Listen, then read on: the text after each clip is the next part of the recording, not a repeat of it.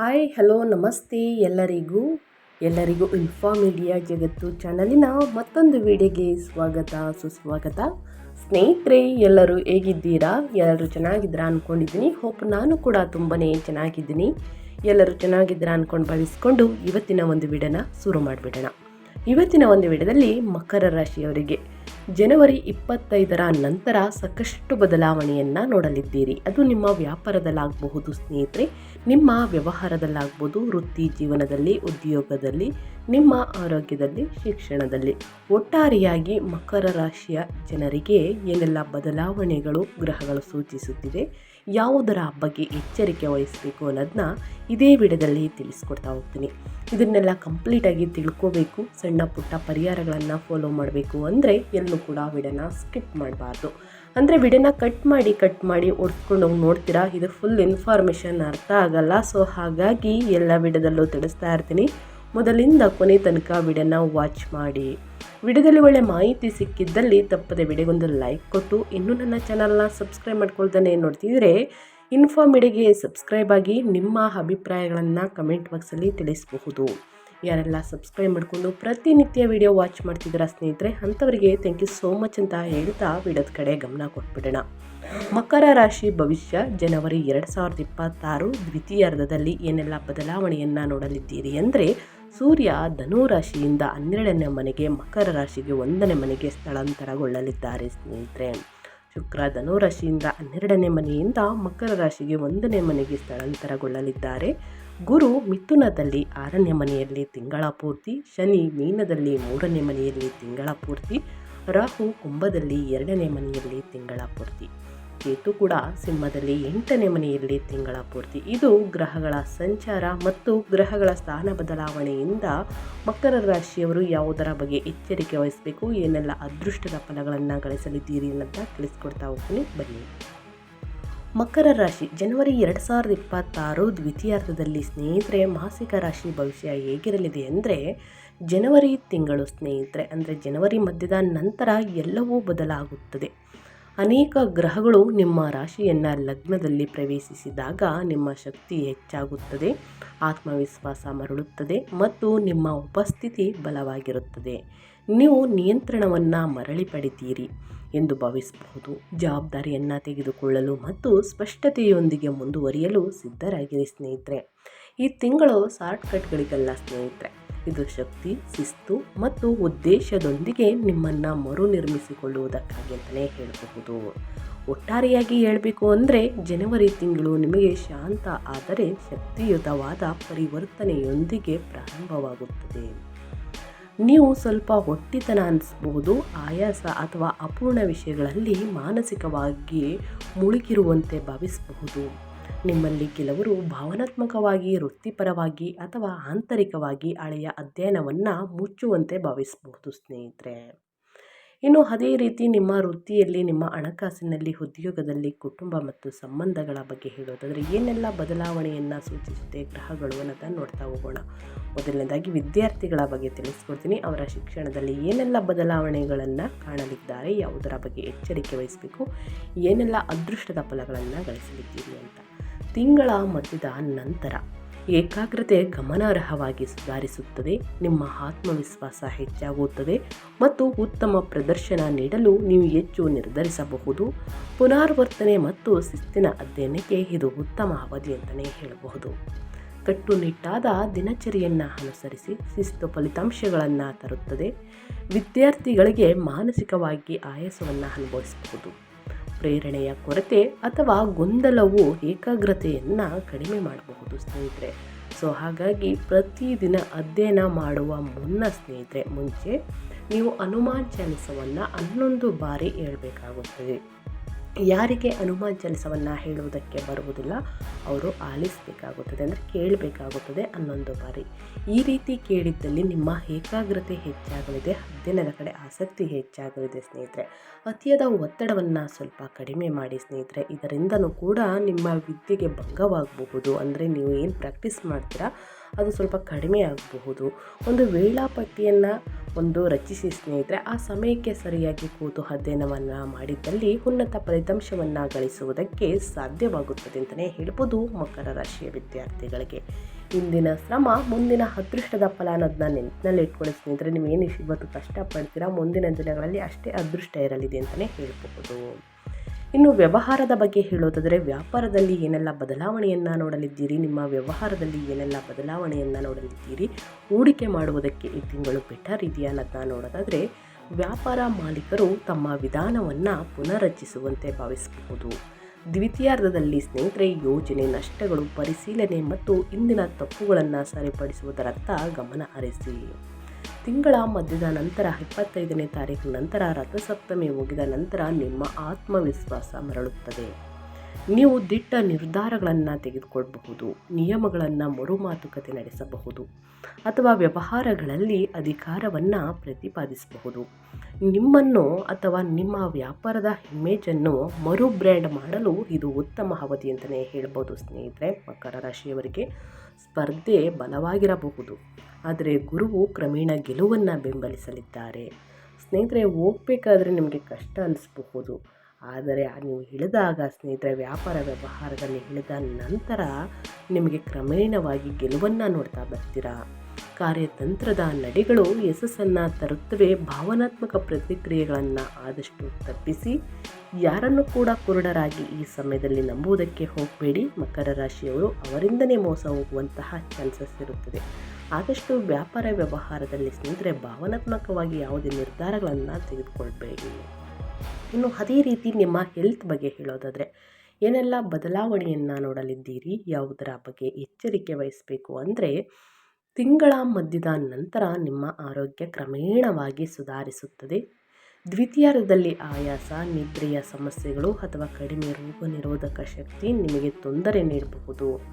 ದಿನಚರಿಯನ್ನು ನಿರ್ಲಕ್ಷಿಸಿದರೆ 8ನೇ ಮನೆಯಲ್ಲಿರುವಂತಹ ಅಷ್ಟಮ ಸ್ಥಾನದಲ್ಲಿ ಕೇತು ಹಠಾತ್ ಸಣ್ಣ ಆರೋಗ್ಯ ಸಮಸ್ಯೆಗಳನ್ನು ಸೂಚಿಸಲಿದ್ದಾರೆ. ಜನವರಿ ಮಧ್ಯದ ನಂತರ ಶಕ್ತಿಯ ಮಟ್ಟಗಳು ತೀವ್ರವಾಗಿ ಏರುತ್ತವೆ.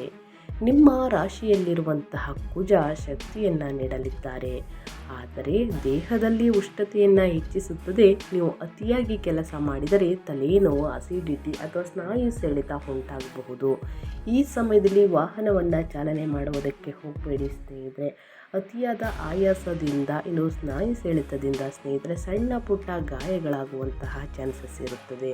ವಿಶ್ರಾಂತಿಯೊಂದಿಗೆ ಪ್ರಯತ್ನವನ್ನು ಸಮತೋಲನಗೊಳಿಸಿ. ದೈಹಿಕ ಶಿಸ್ತು ನಿಮ್ಮನ್ನು ಬಲವಾಗಿರಿಸುತ್ತದೆ. ಆದಷ್ಟು ಅತಿಯಾದ ಒತ್ತಡವನ್ನು ಕಡಿಮೆ ಮಾಡಿ. ಸರಿಯಾದ ಸಮಯಕ್ಕೆ ನಿದ್ರೆ, ಊಟ, ವ್ಯಾಯಾಮ ಇದು ನಿಮ್ಮ ಜೀವನದಲ್ಲಿ ಅಳವಡಿಸಿಕೊಳ್ಬೇಕಾಗುತ್ತದೆ. ನಿಮ್ಮ ದಿನಚರಿಯಲ್ಲಿ ಈ ರೀತಿ ಇದ್ದರೆ ಮಾತ್ರ ಮುಂದಿನ ದಿನಗಳಲ್ಲಿ ಉತ್ತಮ ಆರೋಗ್ಯವನ್ನು ಪಡೆದುಕೊಳ್ಳಲಿದ್ದೀರಿ. 30 ನಿಮಿಷಗಳ ಕಾಲನಾದರೂ ಸ್ನೇಹಿತರೆ ಲಘು ವ್ಯಾಯಾಮವನ್ನು ಖಂಡಿತವಾಗೂ ಮಾಡಬೇಕಾಗುತ್ತದೆ. ನಿಮ್ಮ ಆರೋಗ್ಯ ಚೆನ್ನಾಗಿರಬೇಕು ಅಂದರೆ ಇದನ್ನೆಲ್ಲ ಅನುಸರಿಸಬೇಕಾಗುತ್ತದೆ. ಇನ್ನು ಕುಟುಂಬ ಮತ್ತು ಸಂಬಂಧಗಳ ಬಗ್ಗೆ ಹೇಳೋದಾದರೆ, ಏನೆಲ್ಲ ಬದಲಾವಣೆಯನ್ನು ನೋಡಲಿದ್ದೀರಿ ಅಂದರೆ, ಕುಟುಂಬ ಜೀವನವು ಮಿಶ್ರವಾಗಿರಬಹುದು. ನಿಮ್ಮ ವೈವಾಹಿಕ ಜೀವನದಲ್ಲೂ ಕೂಡ ಮಿಶ್ರ ಫಲಿತಾಂಶವನ್ನು ನೋಡಲಿದ್ದೀರಿ. ನಿಮ್ಮ ಸಂಗಾತಿಯ ಸಂಪೂರ್ಣ ಬೆಂಬಲ ಸಿಗಲಿದೆ. ನೀವು ಭಾವನಾತ್ಮಕವಾಗಿ ದೂರವಾದಂತೆ ಅಥವಾ ಮಾನಸಿಕವಾಗಿ ಸುಸ್ತಾದಂತೆ ಅನುಭವಿಸ್ಬೋದು. ನೀವು ಮೌನ ಅಥವಾ ವೈಯಕ್ತಿಕ ಜಾಗವನ್ನು ಸ್ನೇಹಿತರೆ ಪರ್ಸನಲ್ ಸ್ಪೇಸನ್ನು ಬಯಸಬಹುದು. ತಿಂಗಳ ಮಧ್ಯದ ನಂತರ ಅಂದರೆ 25ನೇ ತಾರೀಕು ನಂತರ ನೀವು ಹೆಚ್ಚು ಅಭಿವ್ಯಕ್ತವಾಗಿ ಮತ್ತು ತೊಡಗಿಸಿಕೊಳ್ಳುವಿರಿ. ಅದ್ಯಾಗೋ ನಿಮ್ಮ ರಾಶಿಯಲ್ಲಿರುವಂತಹ ಕುಜ ಮಾತಿನಲ್ಲಿ ಪ್ರಾಬಲ್ಯವನ್ನು ಉಂಟು ಮಾಡಬಹುದು. ಪ್ರೀತಿ ಪಾತ್ರರೊಂದಿಗೆ ಆಜ್ಞಾಪಿಸುವಂತೆ ಅಥವಾ ತಾಳ್ಮೆ ಇಲ್ಲದಂತೆ ವರ್ತಿಸಿದಂತೆ ಎಚ್ಚರಿಕೆ ವಹಿಸಿ. 2ನೇ ಮನೆಯಲ್ಲಿರುವಂತಹ ರಾಹು ಮಾತಿನ ಮೂಲಕ ತಪ್ಪು ಗ್ರಹಿಕೆಗಳನ್ನು ಉಂಟು ಮಾಡಬಹುದು. ವಿಶೇಷವಾಗಿ ಕುಟುಂಬ ಚರ್ಚೆಗಳಲ್ಲಿ ಮಾತನಾಡುವ ಮೊದಲು ಯೋಚಿಸಿ ಸ್ನೇಹಿತರೆ. ಸಣ್ಣ ಪುಟ್ಟ ವಾದ ವಿವಾದ ಮಾತುಕತೆಯಿಂದಲೇ ದೊಡ್ಡ ಜಗಳವಾಗಿ ಮನಸ್ತಾಪ ಉಂಟಾಗಬಹುದು. ಹಾಗಾಗಿ ಯಾವುದೇ ಮಾತನಾಡಬೇಕಾದರೂ ಎಚ್ಚರಿಕೆಯಿಂದ ಮಾತನಾಡುವುದು ಬಹಳ ಮುಖ್ಯವಾಗುತ್ತದೆ. ಇನ್ನು ಸಂಬಂಧಗಳಲ್ಲಿ ಸ್ಪಷ್ಟತೆ ಅಗತ್ಯವಿದೆ. ಯಾವುದಾದರೂ ವಿಷಯ ಬಾಕಿ ಉಳಿದಿದ್ದರೆ ನೀವು ಅಂತಿಮವಾಗಿ ಅದರ ಬಗ್ಗೆ ಮುಕ್ತವಾಗಿ ಮಾತನಾಡಬಹುದು. ಮೃದುವಾದ ಮಾತು ಸಾಮರಸ್ಯವನ್ನು ನಿರ್ಮಿಸುತ್ತದೆ. ಸಹಾನುಭೂತಿಯೊಂದಿಗೆ ಅಧಿಕಾರವು ಉತ್ತಮವಾಗಿ ಕಾರ್ಯನಿರ್ವಹಿಸುತ್ತದೆ ಅಂತಲೇ ಹೇಳಬಹುದು ನಿಮ್ಮ ಕುಟುಂಬ ಮತ್ತು ಸಂಬಂಧಗಳಲ್ಲಿ ಸ್ನೇಹಿತರೆ. ಮನೆಯಲ್ಲಿ ಶುಭ ಕಾರ್ಯ ನಡೆಯಲಿದೆ, ಅದು ಮದುವೆಯಾಗಬಹುದು ಸ್ನೇಹಿತರೆ.